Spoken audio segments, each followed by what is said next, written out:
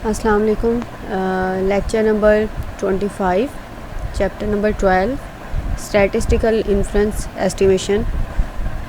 Like last lecture में, last 2 lecture से हमने चैप्टर नंबर 12 स्टार्ट किया है और मैंने जैसा कि आप लोगों को बताया कि इस चैप्टर में हम लोग कॉन्फिडेंस इंटरवल एस्टिमेशन करेंगे, यानी इंटरवल एस्टिमेट करेंगे। ठीक है, इंटरवल एस्टिमेशन में जो हमने यहाँ पे सबसे पहले जी टेबल यूज़ करना है। ठीक है, ये वैल्यूज़ आपने एज इट इज़ यूज़ करनी है, याद भी कर सकते हैं, साथ आप टेबल भी लेके जा सकते हैं। तो टेबल से आप ये वैल्यूज़ डायरेक्टली यूज़ कर सकते हैं। ठीक है, यानी आपको कॉन्फिडेंस लेवल बताया जाएगा 99%, 98%, 95%, 90%, 80%। इन सारी वैल्यूज़ पे जी अल्फ़ा/2 की वैल्यूज़ ये लास्ट रो में लिखी हुई हैं, या आपने एज इट इज़ यहाँ से यूज़ करनी है जब आपने कॉन्फिडेंस इंटरवल एस्टिमेशन करनी है। अब लास्ट 2 लेक्चर्स में हमने डिस्कस किया था कि कॉन्फिडेंस इंटरवल एस्टिमेट करते हुए आपने 3 चीज़ें नोट करनी है। एक तो पॉपुलेशन नॉर्मल हो, दूसरा आपको पॉपुलेशन स्टैंडर्ड डेविएशन या वेरिएंस क्वेश्चन में गिवन है या नहीं है, और तीसरी चीज़ आपने देखनी है सैम्पल साइज़ लार्ज है या स्मॉल है। ठीक है, सैम्पल साइज़ लार्ज या स्मॉल में मैंने आप लोग को कंडीशन बताई थी कि व्हेन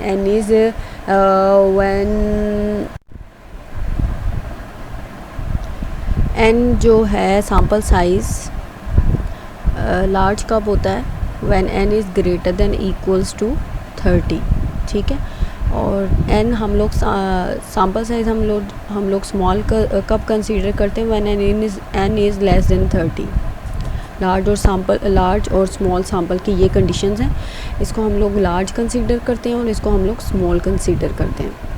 अच्छा, लास्ट लेक्चर में हम लोगों ने पढ़ा था कि अगर पॉपुलेशन वेरिएंस आपको क्वेश्चन में गिवन हो तो सैम्पल साइज स्मॉल हो या लार्ज हो कोई फ़र्क नहीं पड़ता।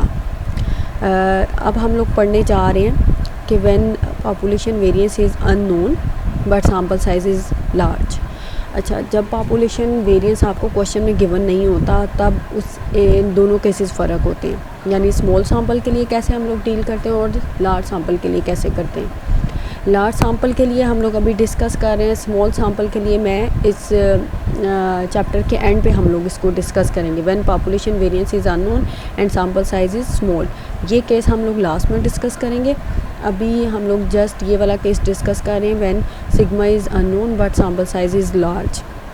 लार्ज सैम्पल के केस में हम लोग जो कॉन्फिडेंस इंटरवल एस्टिमेशन करते हैं, हम लोग इस तरह से एस्टिमेशन करते हैं, क्योंकि आपको सिग्मा अननोन होता है तो हम लोग उस सिग्मा की बजाय सैम्पल एस्टिमेट हम लोग यूज़ करते हैं, और कॉन्फिडेंस इंटरवल जो हम लोग एस्टिमेट करते हैं म्यू के लिए वो हम इस फार्मूला से यूज़ करते हैं। अगर इस फार्मूले को आप लोग लास्ट लेक्चर्स के फार्मूला से कंपेयर करो तो आप लोगों को ये क्लियर होगा कि x bar plus minus is same, Z अल्फ़ा/2 इज़ सेम, बट यहाँ पे वहाँ पे सिग्मा गिवन होता है तो यहाँ पे हम लोग सिग्मा यूज़ करते हैं। अब इस क्वेश्चन में, इस पार्ट में या इस केस में आपको सिग्मा गिवन नहीं है तो आपने सैम्पल एस्टिमेट यानी एस यूज़ करना है सिग्मा की बजाय, divided by n square root.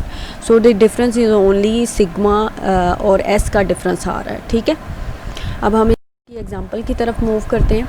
Example है ए sample of 100 observation from a population known to be non-normal yields this sample value x bar and s square is equals to this। अब इस question में directly आपको x बार और s square given है। ठीक है, और सैम्पल साइज़ अगर आप लोग देखें तो sample size is large because it is greater then 30। s given है और सैम्पल साइज़ लार्ज है और 99% कॉन्फिडेंस इंटरवल एस्टिमेट करना है, तो सैम्पल लार्ज वाला केस हम लोग इसको लेते हुए यहाँ पे सारी इन्फॉर्मेशन जो गिवन है वो हमने लिख लिया। उसके बाद जी वैल्यू फॉर 99 के लिए एस्टिमेट करेंगे, जो फर्स्टली मैंने टेबल आपको इंट्रोड्यूस कराया है। उस टेबल से आप जो है 99% पे जी अल्फ़ा/2 की वैल्यू देखेंगे which is 2.575। 99% confidence interval estimate करेंगे, उसी तरह से माइनस वाला पहले लिखेंगे, प्लस वाला बाद में लिखेंगे। उसके बाद जो सारी वैल्यूज़ आपको गिवन है और जो जी टेबल वैल्यू हमने फाइंड आउट की है वो इस फार्मूलाज में सब्स्टिट्यूट कर देंगे। सब्स्टिट्यूट करने के बाद ये वाला पोर्शन जो है वो सबसे पहले इस पोर्शन को सॉल्व करेंगे। सॉल्व करने के बाद आपकी वैल्यू आ रही है 4.46, जो कि हम इसको एक दफ़ा एक्स बार में से माइनस करेंगे और एक दफ़ा ऐड करेंगे। ऐड करने के बाद जो आपका कॉन्फिडेंस लिमिट्स आ रही हैं वो ये आ रही है। सो 99% कॉन्फिडेंस लेवल के साथ आपकी जो म्यू के लिए कॉन्फिडेंस लिमिट्स आ रही है वो 177.54 और 186.46 ये आपकी लिमिट्स आ रही हैं। सो द डिफरेंस इज़ ओनली कि अगर आपको क्वेश्चन में सिग्मा गिवन होगा तो यहाँ पे फार्मूला में सिग्मा राइट करेंगे, और अगर आपको एस गिवन होगा तो आप एस राइट करेंगे। साथ में कंडीशन आपने चेक करनी है कि आपका सैम्पल साइज़ जो है वो लार्ज हो, ठीक है। उसके बाद नेक्स्ट एग्जांपल की तरफ हम लोग आते हैं। एग्जांपल है ये आपकी बुक में से एग्जांपल है 12.5। A random sample of size n is equal to 200 selected without replacement from a normal population of size n is equal to this and sigma is equal to this, और gave the mean x bar आपको जो value दी हुई है वो 68.6 है, और हमने 98% confidence interval find out करना है म्यू के लिए। अच्छा, इस क्वेश्चन में और प्रीवियस क्वेश्चन में डिफरेंस क्या है? डिफरेंस ये है, सैम्पल साइज़ उसी तरह से दिया गया है, लार्ज है, और पॉपुलेशन वेरिएंस गिवन है आपको। तो पॉपुलेशन वेरिएंस जब आपको गिवन होता है तो आपने लार्ज और स्मॉल केस नहीं देखना होता, दोनों में सेम फार्मूला यूज़ होता है। यहाँ पे डिफरेंस इस क्वेश्चन में ये आ रहा है, यहाँ पे वर्ड यूज़ हो रहा है विदाउट रिप्लेसमेंट का, और दूसरी बात ये कि आपको पॉपुलेशन साइज़ यानी कैपिटल NB गिवन है। तो जब आपने इसके confidence limit interval find out करना है तो इसके फार्मूला में जो डिफरेंस आना है वो मैं आप लोगों को बताती हूँ। पहले उसी तरह से आप लोग सारी इन्फॉर्मेशन लिख लेंगे, ठीक है। आपने सारी इन्फॉर्मेशन यहाँ पे लिख लेनी है। उसके बाद आपने z∝/2 की वैल्यू फाइंड आउट करनी है टेबल को यूज़ करते हुए, ठीक है। 2.11 आ रही है।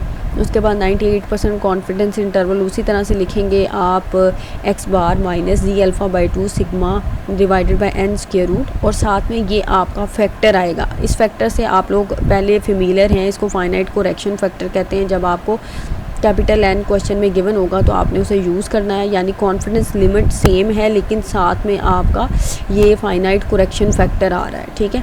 ये विदाउट रिप्लेसमेंट के वर्ड की वजह से भी आ रहा है क्योंकि क्वेश्चन में आपका विदाउट रिप्लेसमेंट का वर्ड आ रहा है। और अगर आप लोगों को याद होगा सैम्पलिंग डिस्ट्रीब्यूशन में हमने जितने भी क्वेश्चन किए हैं उसमें जब विदाउट रिप्लेसमेंट की बात आती थी तो प्रॉपर्टीज़ जब हम लोग वेरीफाई करते थे तो उन सब के साथ फाइनाइट कोरेक्शन फैक्टर आता था। तो कॉन्फिडेंस लिमिट में भी हमने, कॉन्फिडेंस इंटरवल में भी हमने ये फाइनाइट कोरेक्शन फैक्टर ऐड करना है। उसके बाद हमने सारी जो वैल्यूज़ आपने इंफॉर्मेशन गिवन है वो यहाँ पे सब्स्टिट्यूट करेंगे और इसको सॉल्व करेंगे। तो सॉल्व करने के बाद आपके पास ये जो लिमिट्स आ रही हैं ये आपका रिक्वायर्ड आंसर है।